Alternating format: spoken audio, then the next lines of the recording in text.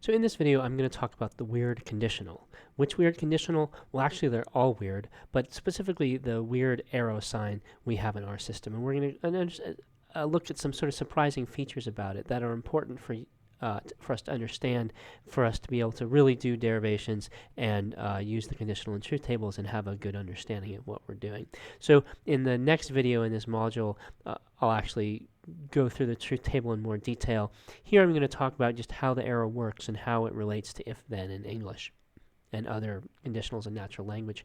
So, okay, there's this musical Hamilton, which Lin-Manuel Miranda wrote.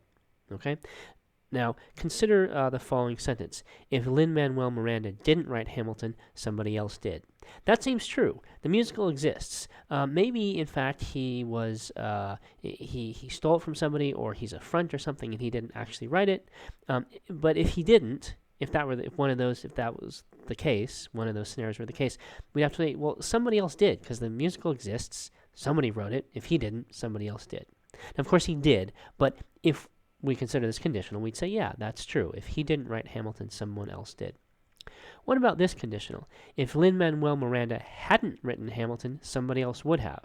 Now that seems false. In fact, he's a really talented guy, and it was his unique experiences and talent that led him to create that musical. So if he hadn't written it, someone else would have. So we have these two conditionals, and one's true and one's false, but they're almost exactly the same. We have the didn't versus hadn't, and did versus would have. And that somehow makes the sentences say different things. So the first is true, but the second's false, and that's weird. Why is that? Well, it's hard to explain. Conditionals are complicated. And actually, I'm not going to explain that in this video, but the point is to show that conditionals are complicated. Our arrow symbol is simpler than natural language conditionals, but because of that, it makes it behave a little bit strangely, or in ways that we don't expect, because we expect it to behave like a natural language conditional, which it's simpler than and different than.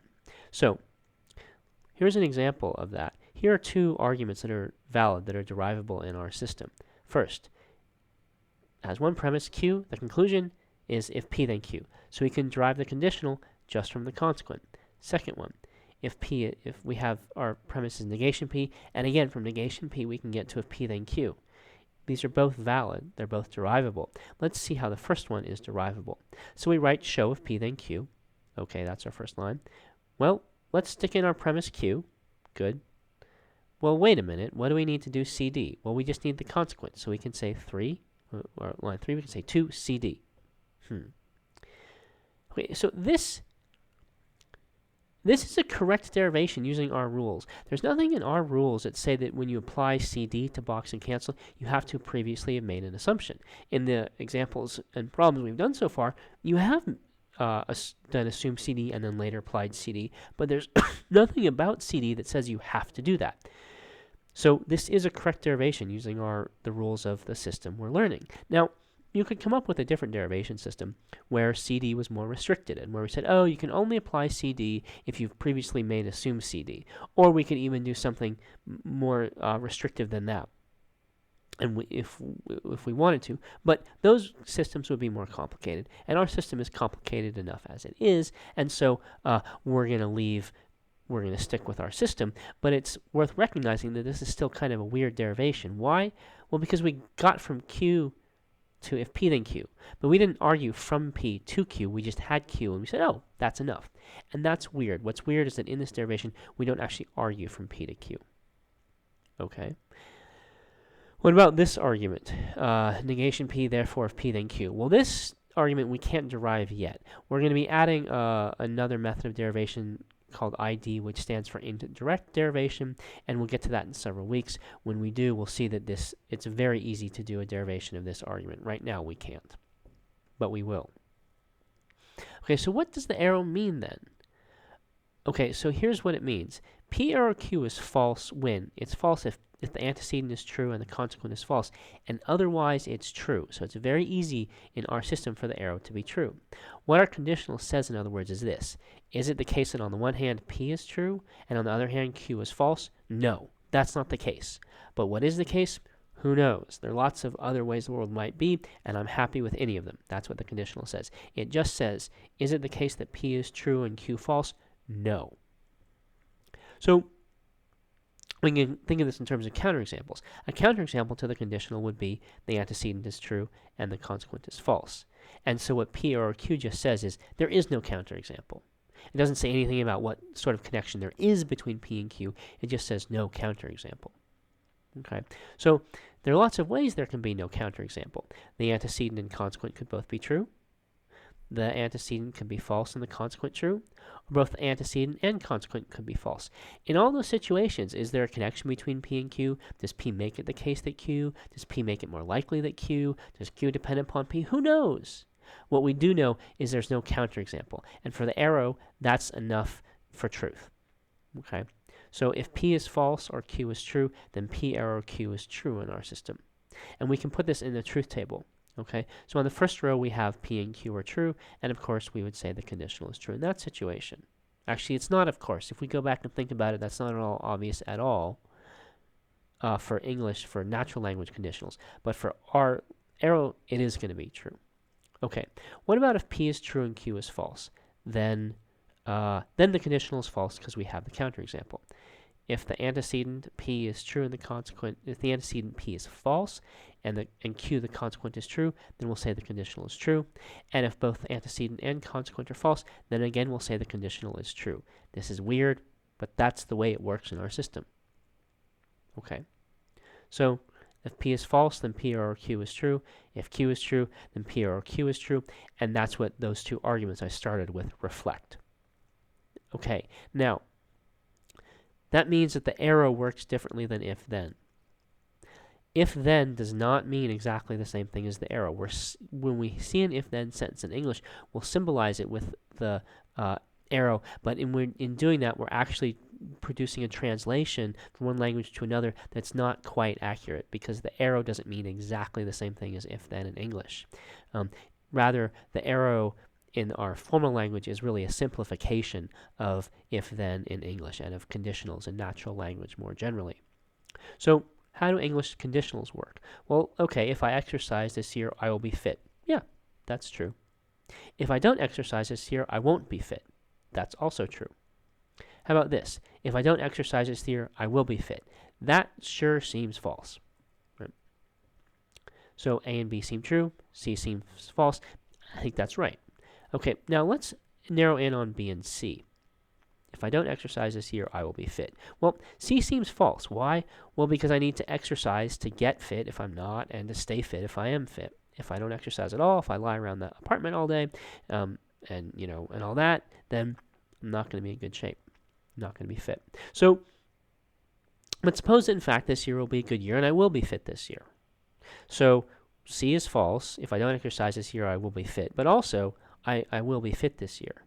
So what does that mean? It means on the one hand, C is a false conditional, but its consequent is true because we just said I will be fit. So C is a conditional in English. It's false, and its consequent is true. Okay, so that means in English we can have conditionals that can have a true consequent and yet be false, right? If I don't exercise this year, I will be fit. Well, no, I'm going to be fit this year, and yet that conditional is false. But in the logical system, an arrow sentence with a true consequent must be true. So they work differently. In English, if you look at a conditional and you learn that the consequent is true, do you know whether or not the conditional is true? You don't. In the logical language, if you have an arrow formula and you learn that its consequent is true, then you know that it's true. Okay, so this means that if-then and the arrow do not mean the same thing. Natural language conditionals are very complicated, and the ones we're symbolizing we would call indicative conditionals. How do they work? Well, here's a possible proposal. If an if-then in English sentence is true when, well, it's true to the degree that the consequent is likely to be true, given that the antecedent is true. Maybe that's how it works. Maybe the more likely the consequent is to be true given the truth of the antecedent, the more true the conditional is. Okay, well, now we're talking about likelihoods and probabilities, and we're talking about degrees of truth. This is much more complicated than the system where everything is just either true or false, and we don't have degrees and likelihoods. So our system is much simpler. And so our arrows works more simply than the conditional in natural language, but that means it works differently. Okay, so why use the arrow? Well, we want to have a simpler arrow, but why do we do that? Why do we use what we call a material conditional? You don't need to remember those terms, material conditional and indicative conditional. You just need to remember arrow is somewhat different than if then. And why is arrow different? Well, if the antecedent is false or the consequent is true, then the whole thing is true. Why do we use a weird arrow like that? It's simple and it approximates how if-then works. It's not exactly how if-then works, but it's a lot like it. There are more complex systems that are based on our system, that expand our system, that try to work where their conditionals work more like the conditionals in natural language, but guess what? They're more complex, and we do not need that right now. In fact, they're expansions of our system. And actually, a lot of reasoning does more or less use the arrow. Mathematics does, parts of law do, parts of the sciences do, and there are other areas where we use it. So it makes sense. We're using, there's this complicated thing in natural language, and we're making it simpler, and it captures a lot of what happens in natural language, even if it doesn't capture all of what happens in natural language.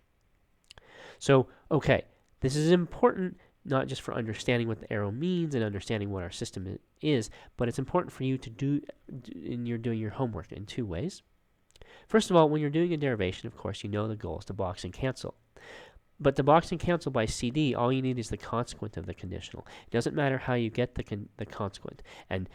But if you're thinking, oh, the arrow means I have to argue from the antecedent to the consequent, then you might miss opportunities to box and cancel where the consequent you got without arguing from the antecedent to the consequent. Okay, so that's one thing you want to know. The other is when you're doing the truth tables, and I'm going to talk more in the next video about the truth table for the arrow. You want to make sure that you have the arrow definition in front of you. If you don't, you might get confused because the arrow might not work exactly how you expect it to. So you want to make sure when you do those truth tables that you have the truth table handout, that truth table handout 2 that has the conditional on it. Okay, good. So next video I will be talking about in a little bit more detail the truth table for the arrow.